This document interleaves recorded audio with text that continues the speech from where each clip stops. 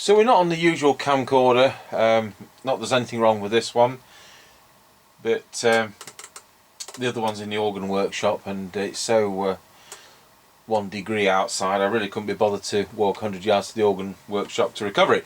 So this Realistic 1001, which is the late version from 1983, it's just the late version of a 1981 radio. That sounds like Mr. Chippie switching on. Yeah, just checking it transmits. Roger. Yeah, with him being in the car with the blue display Midland 78, which doesn't like the cold, I should have put the CB on about 4 hours ago, but I didn't, and I never do remember. So one of the things this set wasn't doing was there was no display except when you change channel. That was the wire off. If you saw the repair video, it came in supposed to be virtually dead. There's an empty builder's bag opposite the workshop entrance. I'll have to try and snag it on the way back if you don't. Roger, I'll pop up and sort that. Has it blown in the wind, do you think? Yeah, must have done. Roger on that. Well, no, we know he's on his way now.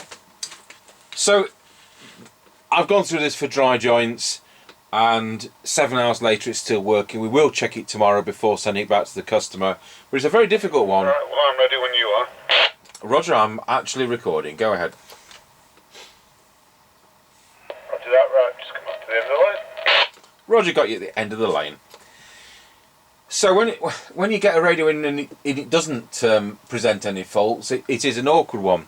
So I've gone through it for the normal dry joints that these can suffer from, and it is still working 7 hours later. So let's hope it does for the customer. We don't charge for the dry joints, but it would be disappointing if it ceased working in transit. So where is he? Right, we're now passing Ancaster service station. Roger got you at Ancaster service station. No, the loudspeaker in this hand portable is the same size as what you get in mobiles these days, and I think the mobile ones are disappointing. You know, gone are the days when you got a 4-inch speaker like you do in the Binatone 5-star. Right, we're now going through Ancaster Crossroads. Roger got you going through Ancaster Crossroads.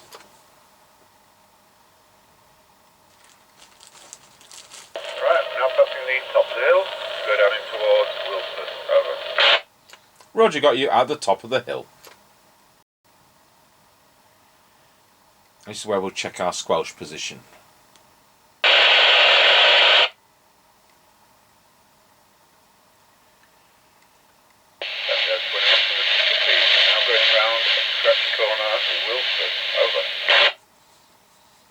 Roger got you going round Scratchy Corner at Wilsford. I'm on a Realistic TRC1001 hand portable from 1983. And I'm doing 3.5 watts over. Yep, Roger that, all received. Roger, very well received. So if you remember, it was just doing a tad away from the spec of supposed to be 1 microvolt for 10 dB silent. It's 1.1 on my equipment. It's just that little bit out of spec, but it's still doing the business because that's a noise test as well as a sensitivity test. So we know it's receiving down to 0.2 of a microvolt. Right, now going over Wilsford level crossing. Over. Roger got you going over Wilsford level crossing.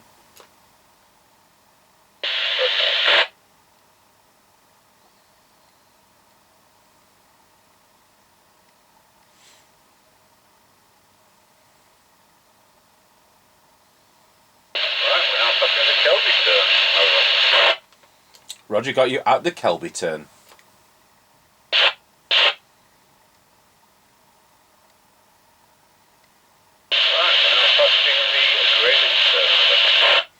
Roger got you at the Grayleys turn very well, over. Now that's our worst one, and that's coming through very well indeed. Though we are in December and aren't the leaves on the trees, so I suppose it's a bit better because of that.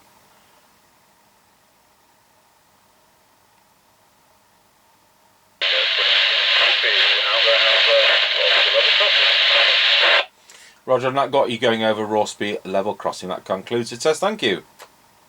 Yep, roger that. Okay, 1010. So despite the sensitivity issue, potentially, in actual fact, that's works very, very well indeed.